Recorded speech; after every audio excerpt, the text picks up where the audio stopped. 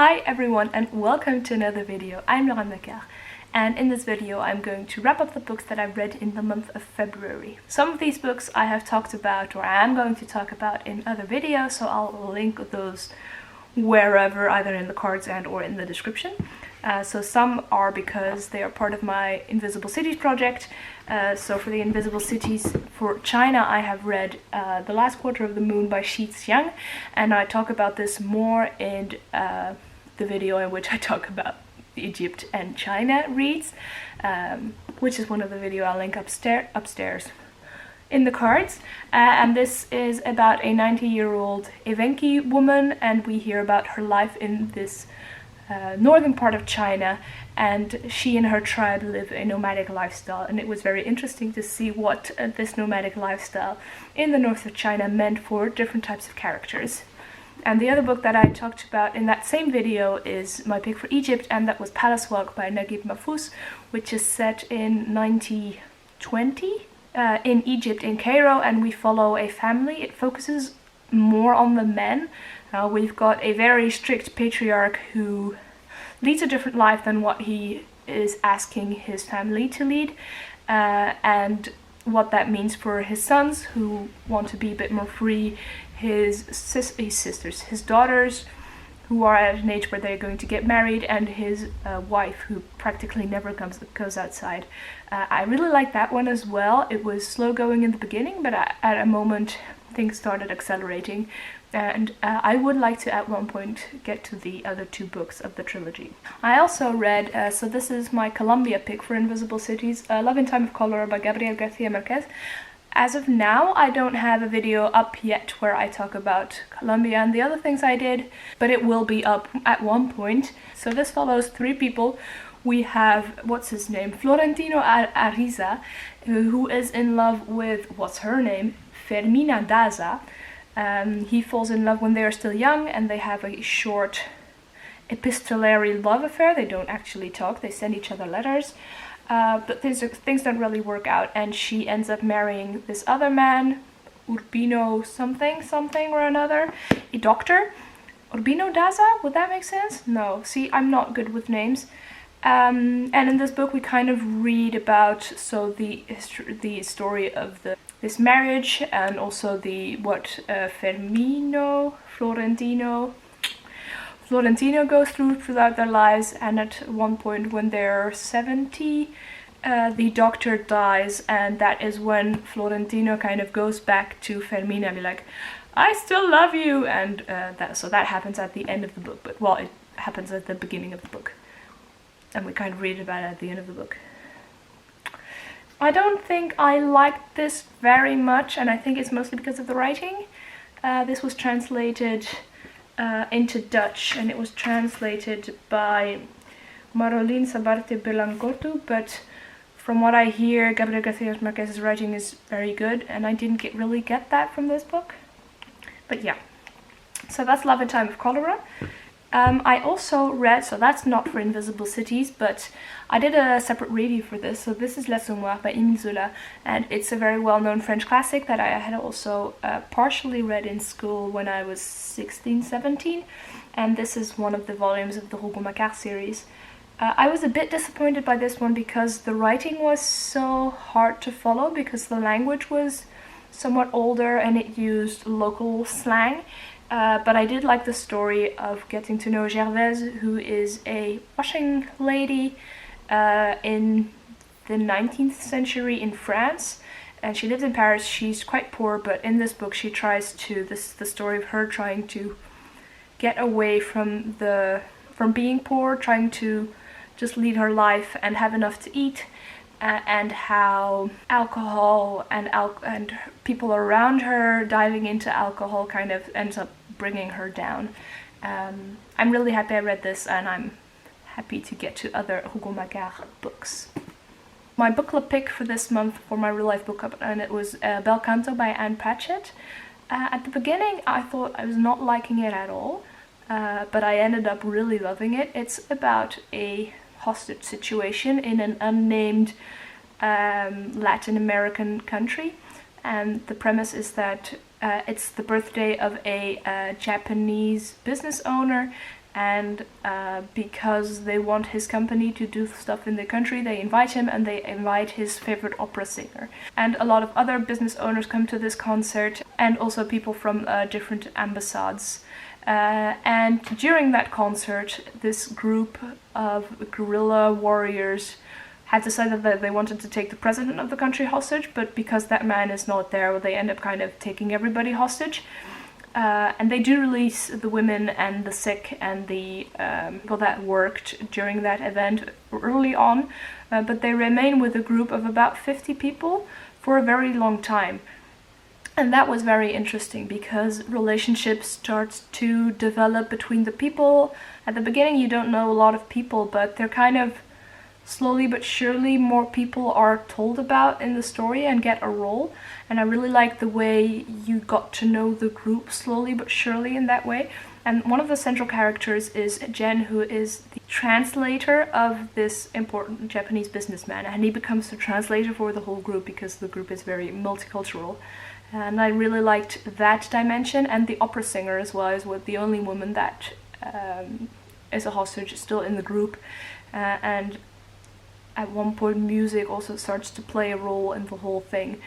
I really liked the way it was built up, the dynamics that there were in the groups. It definitely wasn't for everybody. There were quite a couple of people in my book club who just stopped reading it because it was going too slow, I believe. I'm not entirely sure. But I really liked it, so if you find this premise interesting, you might want to check into it. Also because it's very short. I think I read it in about 2 to 3 days. The last book I finished is the third book of the Devabad trilogy by S.A. Chakraborty, and that is The Empire of Gold. I'm happy to be done with the trilogy. I really liked it. I really liked the world and the dynamics, and what I mostly liked about this world is, I'm not going to be able to tell you a lot about the plot obviously because otherwise I'll spoil things from the other two.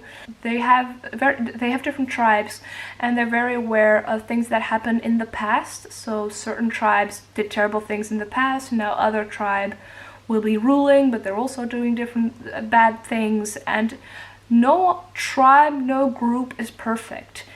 And the individuals in the tribe, some want to go in one direction, others want to go in another direction. I liked how real that felt, that there was no tribe that you wanted to end up winning because you knew that none of them did the right thing for centuries and centuries, and this is about a world where people do live, I think, 1 or 2 centuries.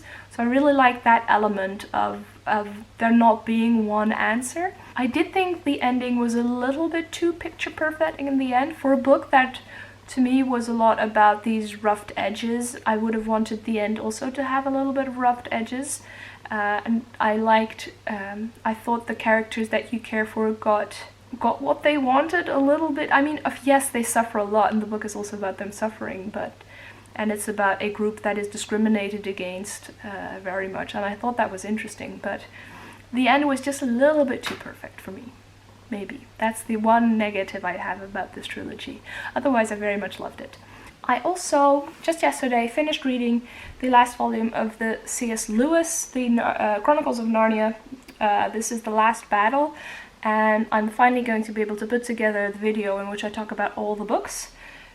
Which is going to be a different video than usual, I think, I plan on. This was very disappointing. It was very racist. So the story in this one is basically the end of the world. It's the apocalypse. We have a monkey who is very manipulative and lazy, who makes people believe that his friend the donkey, who he's put a lion skin on, is Aslan, and then he makes all the Narnia animals, and people believe that they need to listen to them, and that Aslan is not happy, and that they need to cut down all the trees to sell that to the Calormen, who are the symbol of the North African countries and Middle Eastern country in these books. And yeah, this monkey is very much the symbol of black people, and it's very much about trying to get people away from their faith and the result of that. And that was, I mean, I didn't know this obviously when I was a kid, but it made reading this very frustrating, it made me very angry. And I kind of can't see the nostalgia in this one anymore, because maybe the last pages, but yeah, no, this is bad. And the reason I could see that it was bad is because I finally finished Stand from the Beginning, The Definitive History of Racist Ideas in America by Ibram X Kendi.